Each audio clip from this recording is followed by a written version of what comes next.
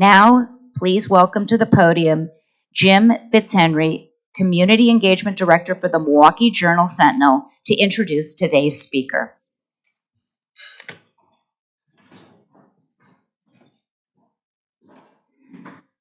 Thank you, President Leslie. Each week that we enter the War Memorial Center, we're reminded of our veterans and the sacrifices they made for our country. Today, I'm honored to welcome a speaker from an organization that was founded by a veteran from Milwaukee that keeps veterans and service members in front and center of everything that they do. Dick Knapinski is the communications director for the Experimental Aircraft Association in Oshkosh, which is busily 40 days out, is that correct? 43 days out from one of Wisconsin's marquee summer events, its annual AirVenture flying. Along with Summerfest and the Wisconsin State Fair, it's one of the things that really makes Wisconsin a little slice of heaven during the summer. Dick joined EAA in 1992 and has served in his position since 2010. A phrase you'll frequently hear associated with him is best in the business. He will hate hearing those words because he's somebody who likes to keep his organization front and center in everything that he does. His face and his voice might seem familiar because his side hustle is broadcasting WIAA high school and Division III college sports games. Please join me in giving Dick Knapinski a warm Rotary welcome.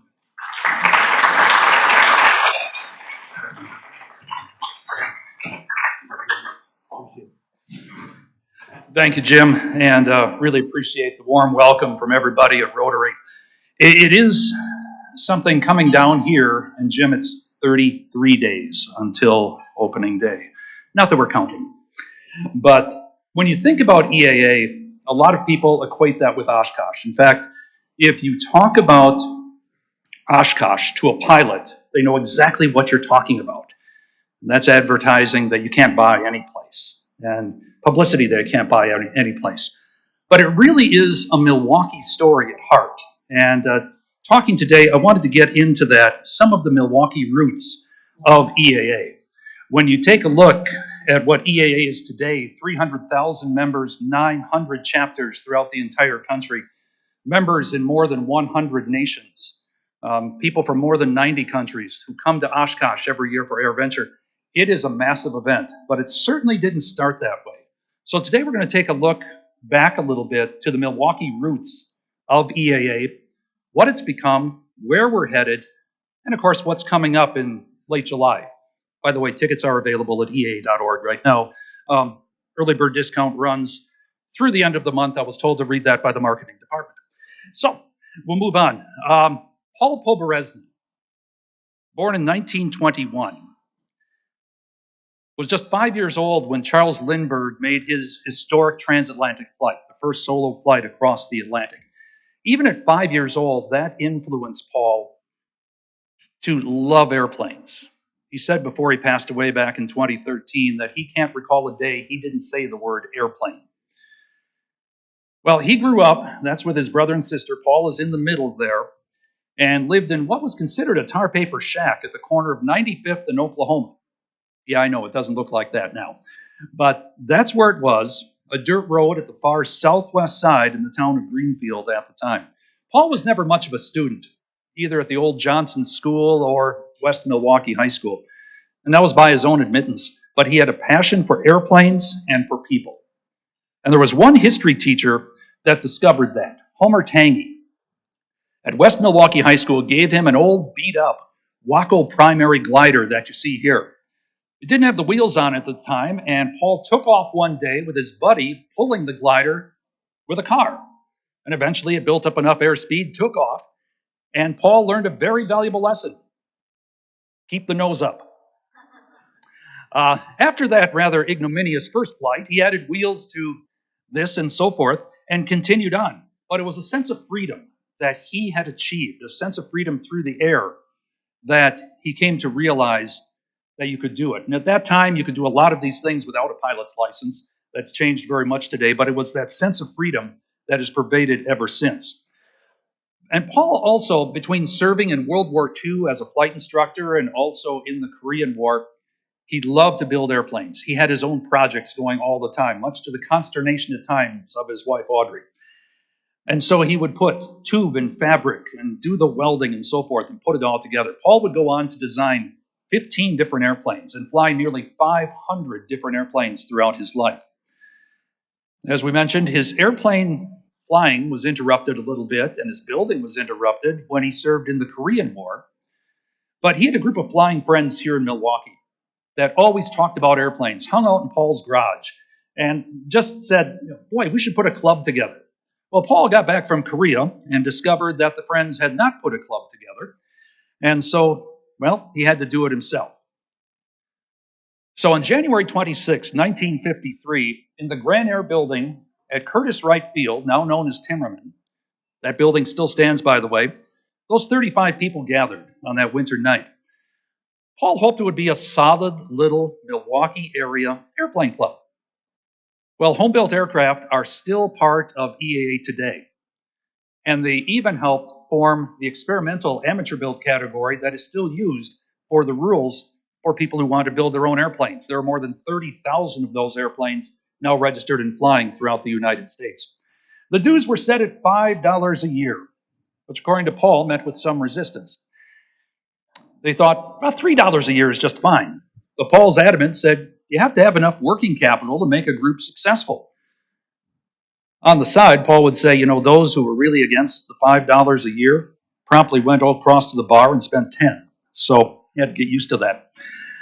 But anyway, they put together some logos. Those were 3 of the original ideas with that, but eventually came up with this one. That became EA's logo for more than 45 years. It's still in use today as our legacy logo, kind of a throwback at times. And for nearly a decade, EAA was completely run as it grew out of the basement of the Poberezny home. Paul and Audrey cleaned out the coal bin in their basement and built an office.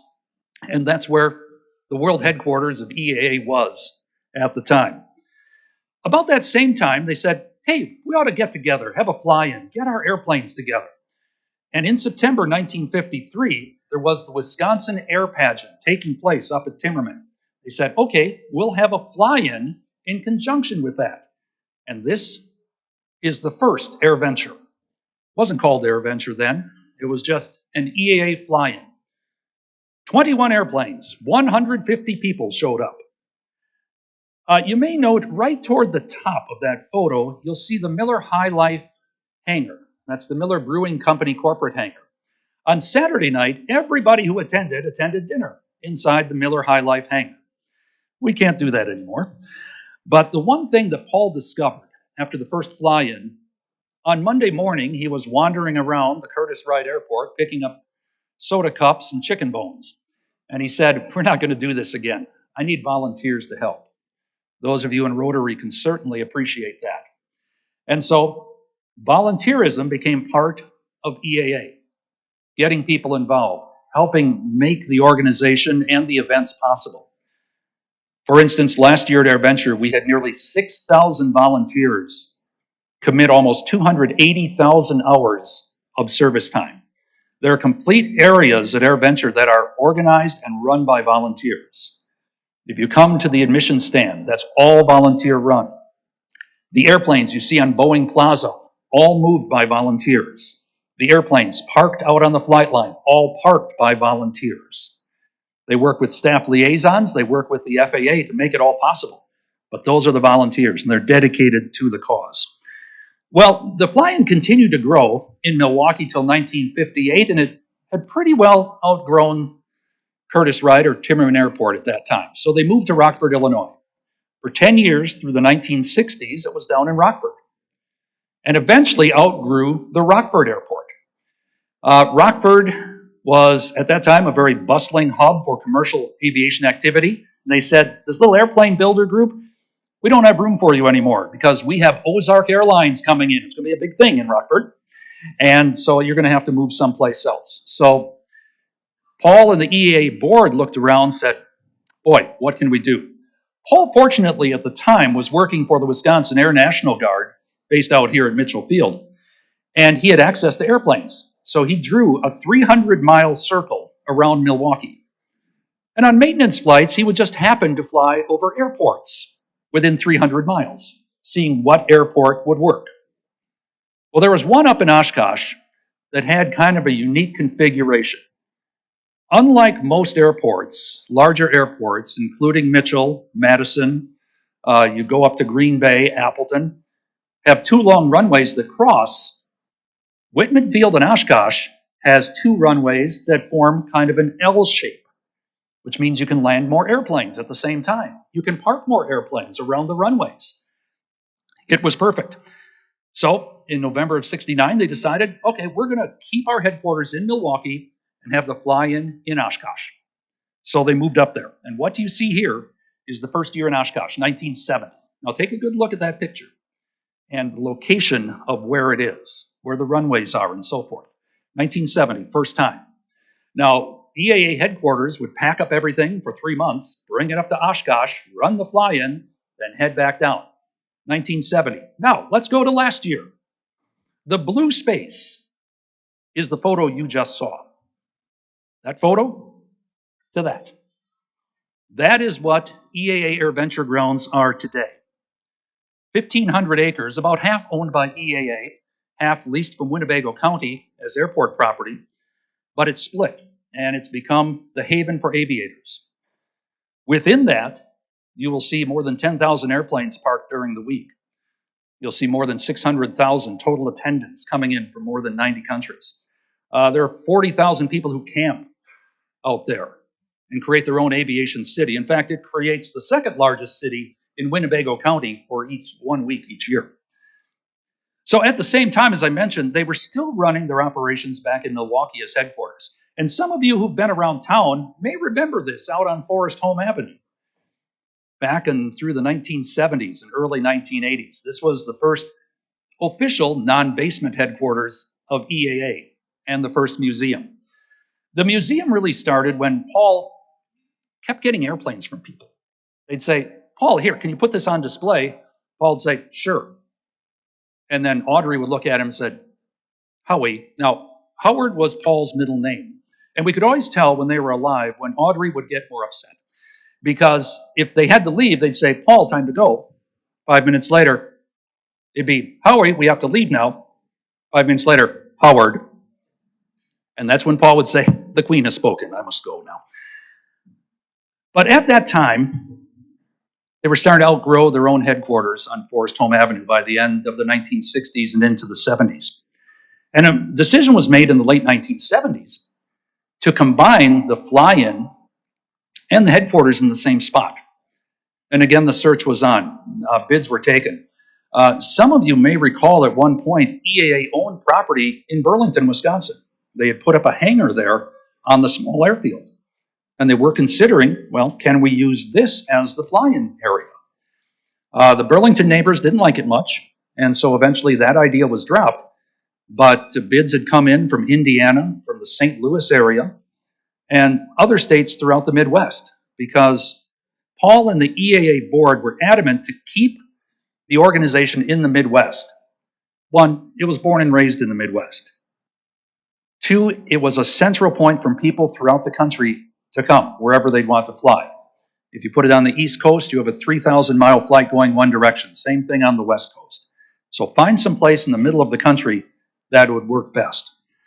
And so finally, after looking at everything, they said, let's keep it in Oshkosh. Let's move the headquarters to Oshkosh. And so it was decided in about 1979 that it would move up to Oshkosh.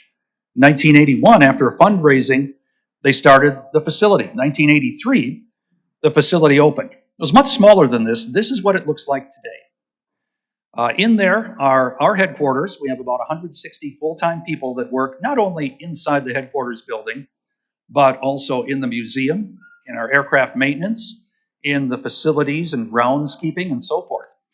And so what you're seeing now, right up toward the top of the photo there, is Pioneer Airport. And this was one of Paul's visions from the early years too. He really wanted to maintain that barnstorming, pioneering type golden age of aviation, as he called it. And so immediately behind the museum is a grass airstrip. You see it right there. and then some hangars behind. Another 40 to 50 airplanes are in those hangars from the 1920s, 1930s. During the summer, including days like today when weather permits, we'll take young people, ages 8 through 17, up for flights. Absolutely free. It's called our Young Eagles program. We started it in 1992. And we wanted to fly 1 million kids before the centennial flight in 2003. Everybody in aviation thought we were completely nuts. How are you going to get pilots to volunteer their fuel, time, energy, everything else to fly kids? Well, we made that goal, and we've now flown 2.3 million kids for free. More than 30,000 of today's pilots under age 40 got their first flight as Young Eagles, including some of the people who are flying your airliners right now. So that's very impressive, and it all started because of that. Also at Pioneer Airport, there are days, if you've ever had a hankering to sit in an open cockpit biplane, get the wind in your hair, the bugs in your teeth, and everything else, we can do that there. For $95, you can hop in a 1929 Travel Air biplane and get a flight yourself. The pilots say, do you want the A ride or the B ride? Take the B ride. It's more fun because you get to do some loops and everything else. Not hard loops, but like Cubanate loops, nice and soft. And we've always brought everybody back, and they've always been smiling. So if you've ever had that hankering, this summer might be the one to do it. But that's Pioneer Airport and the grounds. One of the latest things that we've added opened up in 2022, 30,000 square feet. It's called the EAA Education Center. And this is a very important outgrowth for both today's aviators and future aviators. There's a demand for airline pilots today, like we've not seen in 50 years. There's a demand today for technicians, mechanics, engineers, designers in the world of aviation.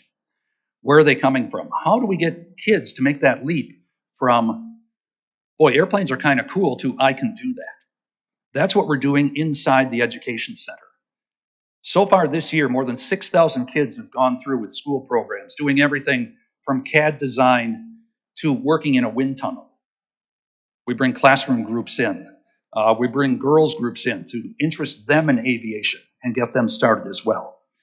And on the bottom floor is a pilot proficiency center with more than a dozen flight simulators. So current pilots can come in and keep their skills up to pace, especially when you hit winter in the upper Midwest. Comes in handy that they can come in, work on simulators, work with flight instructors in all kinds of scenarios. They want to work in a 12-knot crosswind, we can put that into the simulator and have them work on crosswind landings. We can also program it for every airport in the world that can go into that simulator. It's kind of cool. It's a lot of fun to play with and to learn from as well. But of course, we're probably best known for the big show, which is the 800-pound gorilla of our year, EAA AirVenture. These are some of last year's stats: 677,000 total attendance, more than 10,000 airplanes, 5,500 volunteers, 1,400 workshops, 848 exhibitors. Social media, during that week, we reached more than 18 million people on that for our 70th fly-in. The little text at the bottom, you may not see it, economic impact for the 5 counties throughout the Fox Valley. UW-Oshkosh did an independent survey about 5 years ago on this, and they came up with a figure of $170 million total economic impact. That's $110 million direct spending, $170 total. In Wisconsin, it's about $200 million. Now, to give you some sense of scale on that, the Green Bay Packers' economic impact for every home game is about $15 million. So 10 home games throughout preseason and regular season, hopefully a playoff game. And you have $15 million each, or about $150 million a year. The PGA and the Ryder Cup, when they came, according to state tourism, about $120, $130 million of economic impact for the state of Wisconsin. People are talking about the Republican National Convention coming. I've seen numbers bantied about around $200 million on that as economic impact. The NFL draft in Green Bay, they're talking about $90 million. And those are kind of once-in-a-lifetime events. EAA AirVenture, $170 million of economic impact every single year. More than 70% of our visitors come from outside Wisconsin. That's not like many events in the state where, well, we're exchanging money with one another. But this is an opportunity to bring that new money in. And where do those people stay? Well, a lot of them stay, of course, in hotels for about 50 miles around. They stay in university dorms. They stay in private houses that are rented. And of course, they camp. Some of them camp next to their airplane. They'll fly in, they will put up the tent under the wing, they'll take their shower in the morning in the shower building, they'll hang their towel on the prop, and off they go to the flight line to enjoy the day. Yes, that is our aircraft camping area, one little slice of it that occurs. And we do become the busiest airport in the world. Bigger than Hartsfield, bigger than O'Hare. Again, quick little reference point to this. O'Hare and Hartsfield do about 2,500 movements, takeoffs and landings every single day. That's in a 24-hour period. Our peak day last year at AirVenture, we did 3,300 movements, takeoffs and landings in a 14-hour day. Now, if you break down the math on that, you're talking about every 10 to 15 seconds an airplane landing or taking off on an average. So that gives you some idea of the air traffic around Oshkosh at that time. Of course, people also drive in too, more than 10,000 campsites, and about 40,000 people out there camping out there, creating an aviation city as well. And that aviation city has everything from the smallest ultralight to what we put on Boeing Plaza. What you see in this picture up at the top, that's the Boeing Dreamlifter, basically a 747 that's modified to carry portions of rockets for NASA. What you see off to its left is a C-17 cargo airplane from the Air Force. Off to its right, and we'll have another picture of this in a moment, is from NASA. It's called the Super Guppy. Really one of the coolest, ugliest airplanes you'll ever see in your entire life, but it's a lot of fun. And down at the bottom there, the multicolored one, is Airbus A320. A lot of us have flown in from Southwest Airlines. And those all fit right there. And those airplanes are all moved by volunteers, once again. Those groups come in and tug more airplane types than anybody in the world. Told you I'd show you the Super Guppy. That's it. It's like somebody left the air hose in it too long. And it's from NASA. It's 1960s technology. And again, it's designed to carry parts of rockets and missiles across the country. And the nose opens up like a refrigerator door. Maybe you can see it here in this other photo. You see it up at the upper right there. It doesn't have a little light that comes on when it opens up, but it opens up like a refrigerator door. And they slide the rocket parts into it. So that's 1960s technology. If any of you have to deal with the Marquette interchange or coming down I-43 in the morning and you're really sick of driving, well, you might want to try some of the new technology that was exhibited last year. This is a company called Gravity. And yes, that's a jetpack. You snap little jet engines on your arms and off you go flying. Not quite ready for that yet myself, but it's certainly something. But those are the types of things you will see in new technology at AirVenture every year. And of course, we're known as aviation's family reunion, and that means bringing together groups such as women involved in aviation. Women are only about 8% of the entire population of pilots in the US. That's a number we want to increase. So one way we do that is have programming for women who want to get involved in aviation, women who are involved in aviation, and it all leads to one big photo on the Wednesday of AirVenture Week every year where we bring them all together. And the blue shirts are all the women involved in aviation. The ones in the yellow are the ones in our girl venture camp that we invite. They're high school girls who might be interested in aviation, and they get to meet with those mentors who are involved in aviation right there. So those are some of the things we've seen in past years. Coming up this year, it's the 100th anniversary of the Royal Canadian Air Force, so the Snowbirds will be joining us for the final weekend. And they're always fun. They have a great show that they put on every year. Canada is also sending us their F-18 demo, vintage Lancaster bomber from World War II, and some vintage warbirds such as a Spitfire and a Hurricane and a vintage P-51 from Vintage Wings of Canada. And they'll be flying separately and together at times throughout the entire week. And another thing that we have coming this year, it's the 80th anniversary of D-Day. So we have both of the remaining B-29s flying in the world coming to Oshkosh this year for AirVenture. Our hope is one night we'll be able to put those two airplanes and the Lancaster bomber up together. One of those memories or moments that probably haven't been seen in 70 some odd years. But we hope to do that as well. One of the nice things about AirVenture, Milwaukee, Chicago have terrific air shows. I've been at both of them, great air shows. And the airplanes fly by on the lakeshore, fun to watch. At AirVenture, one of the advantages, and you saw it in the Boeing Plaza, is that you can walk up to the airplanes. You can talk to the pilots. You can immerse yourself in that aviation in all its shapes and forms, from history to new technology, to forums and workshops, to kids' activities, to just people watching. It's one of the great sights to see people watching. But really, what it is a gathering of the aviation community, the family reunion. This is our night air show from last year. That's a C-5 parked out on Boeing Plaza with the nose open. And that's our fireworks show after the night air show. We've got 9 air shows in 7 days, including 2 night air shows on Wednesday and Saturday night of AirVenture. And I always say, if you've ever seen, or you've taken a sparkler as a kid and wrote your name through the sky and just watched the light trail, imagine doing that with an airplane. That's what a night show looks like. So if you've never seen one, I encourage you to come on up on either July 24th or the 27th and take that in that day. But all of this that happens, it all comes back to one guy from Milwaukee, this guy, Paul Poberezny. He had a dream to put together a little airplane club. And he said it's open to anybody who wishes to participate and anybody who's interested in that freedom of the sky. And what that has made is a worldwide organization that includes 300,000 people, countless fans around the globe, and just a heck of a lot of fun come every July. So I hope you can join us, and I appreciate the invitation to come join you today. And I've got some time for some questions. Thank you very much.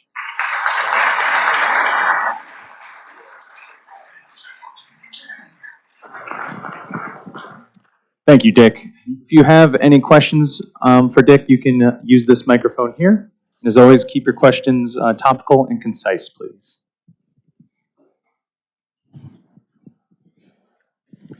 Thanks so much for coming. Sure. How many experimental aircraft now come to AirVenture? For the home builds themselves, the experimental amateur build category, we have between 1,000 and 1,200 out of those 10,000 airplanes that come every year. And they come from all over. Matter of fact, I was speaking just at the table before that we have a gentleman emailed me yesterday. They have brought an aircraft over from Italy. They're going to be displaying it. And they flew in last week and parked it in Appleton. But they made the trip from Italy to Scotland to Greenland to Canada to Appleton. And they're going to bring the last hop in next month when they come to display it. So they come from all over the globe. They want to be here. You know, it's they say like the swallows return to Capistrano, or I guess in Hinckley, Ohio, the buzzards come back every year. That one of those come back, but the aviators come to Oshkosh every year. So the home builds themselves, 1,000 to 1,200.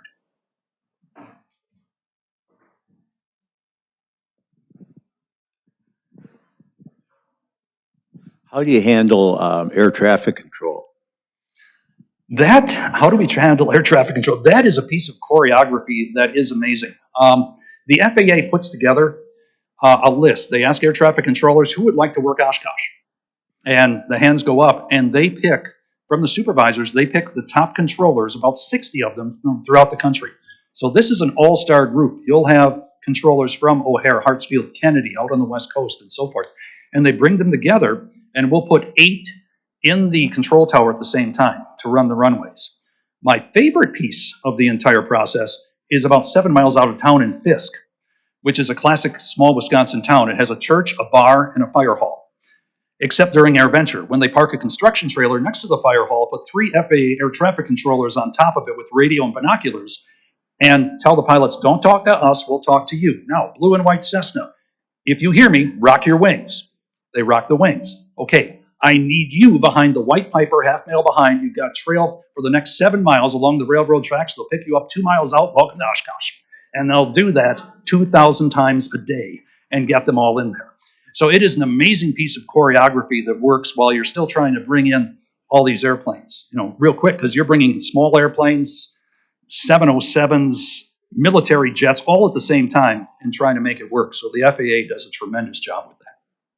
Yes, sir. Thank you for coming. Sure. When I was up to EAA several years ago, maybe several decades ago, they had an area they called the flight line. Yes. Which was the line right next to the runway. Mm-hmm. And nobody could go up that close unless you had a pilot's license. Is that still in effect? Not exactly, because in the late 1990s, we found, and you're right, there was a period we had a general public area and a flight line area. If you were an EA member or a pilot or a member of another aviation organization, you could come into that. Well, we studied it and found out by about the late 1990s, the percentage of people who actually weren't getting on the flight line by being either a pilot, friend of pilot, member of an organization, or joined us was 8%. So we are taking all that time, money, effort, aggravation to keep 8% of the people off the flight line, the people we want to introduce to aviation. So let's let them in. So in the last 25 years or so, we've done that and allowed people to come up, get next to the airplanes, meet the pilots, and be part of that, and hopefully take away some fun stuff about aviation as well. This is while they're taking off? Well, you can stand there while taking off. We don't want you out there when they're taking off, but it's... I stood on the line while they were taking off. Yeah, there's a burn line on the ground, and that is you do not cross that line at any time. But that was touching the runway. No, it says move back a long way. FAA rules since then have moved it back. We're probably about 100 yards off the side of the runway now, and that's the burn line. If you go over that line, you're going to meet a whole new bunch of friends fast. Well, when the commercial flight took off next to us, it was just blew us off the runway. Yeah, well, maybe that's why the line was moved back. You know, maybe you rolled that far back, and that's where it went. So. Second question is super. You said Piper. Yeah. Is that connected with a Piper Aircraft Company? Yep, Piper Aircraft Company. Yep, the Cessnas, the Pipers, the Beechcraft, all the little ones that come in. Indeed.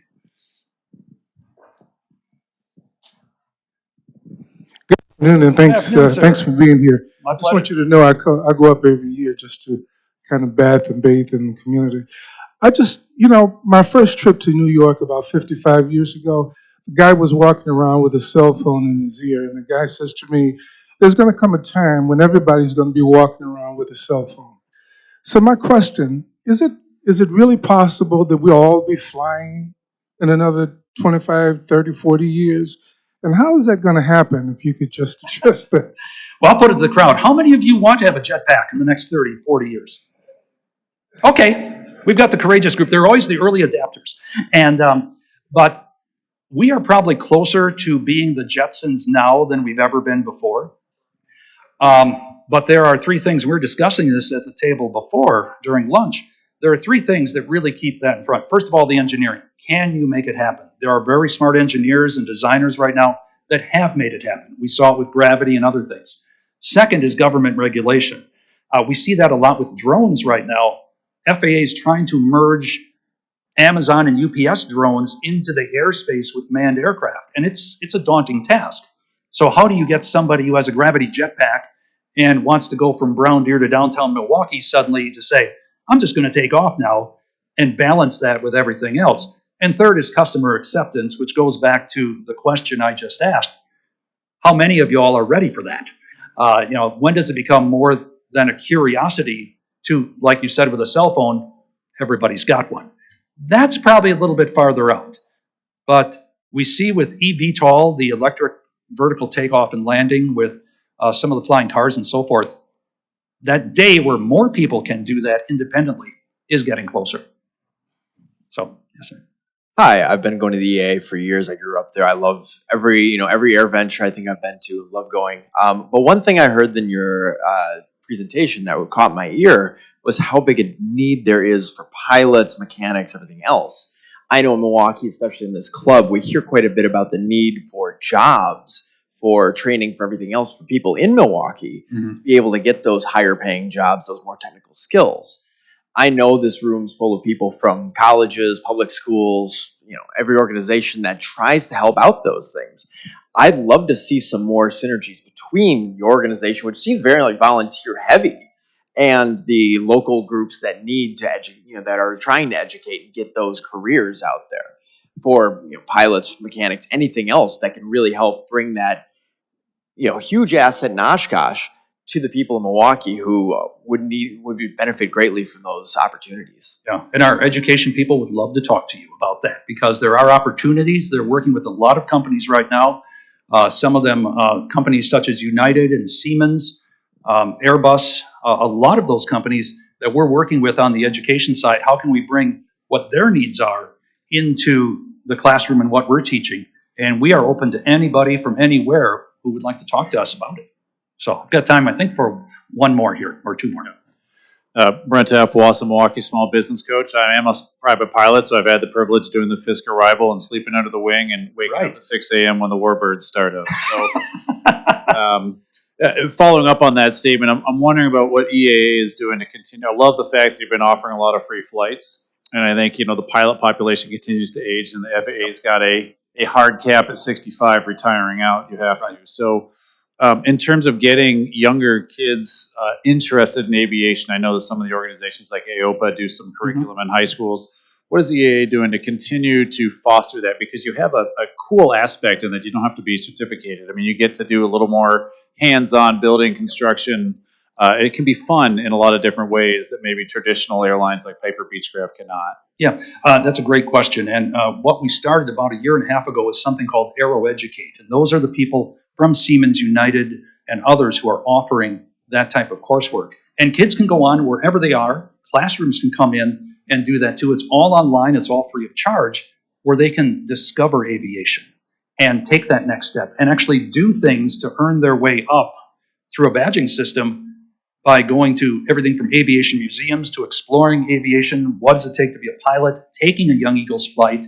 Young Eagles flights also come for every Young Eagle free ground school that is supplied. So they can take that next step if they're interested. So you're absolutely right. Building that first flight is important, but what's next? And that's what Aero Educate and the associated programs are trying to do. So right now we've got 50,000 students involved in it, hoping to double that number in the next year. Okay. One more, okay. Thank you. My name is Norm Mertz, and a real good friend of Tom Popresny.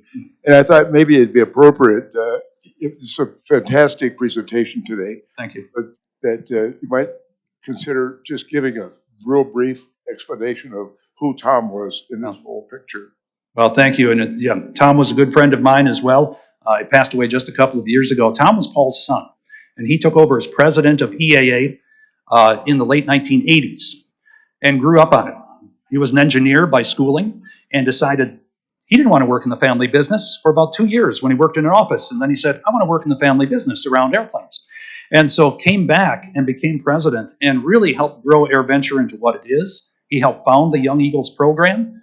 And he was a national aerobatic flight champion himself. And so he had his pedigree for aviation as well. And he really took EAA from that initial step of Paul with the dream into much of what you see today as far as the regulatory reaching out to youth and the building of AirVenture. And yeah, we do miss him. He was a great boss, a great leader, and somebody that we do remember. It's interesting, last year we unveiled a statue of Tom in our museum. So if you come on up, you'll see Paul and Tom standing at the top of the doorway there. And but you know, it was a family legacy, and that Poberezny family tradition runs very deep through it. So thank you.